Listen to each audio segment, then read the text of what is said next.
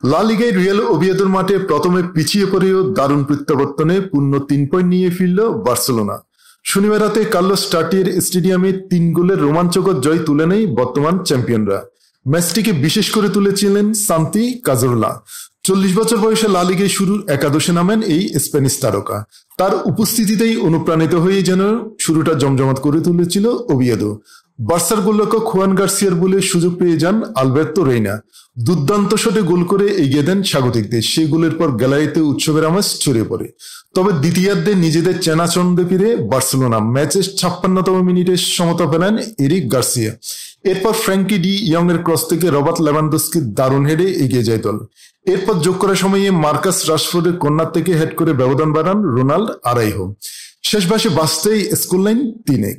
এই যে অপরাজিত দ্বারা অক্ষুণ্ণ রাখলো বার্সেলোনা। লিগ টেবিলের 6 ম্যাচে 16 পয়েন্ট নিয়ে তারা এখন দ্বিতীয় স্থানে। তবে শীর্ষে থাকা রিয়াল মাদ্রিদের সঙ্গে ব্যবধান কমে এসেছে 2 পয়েন্টে। অন্যদিকে 6 ম্যাচে মাত্র 3 পয়েন্ট নিয়ে 18তম স্থানে রিয়াল ওভিয়েদো।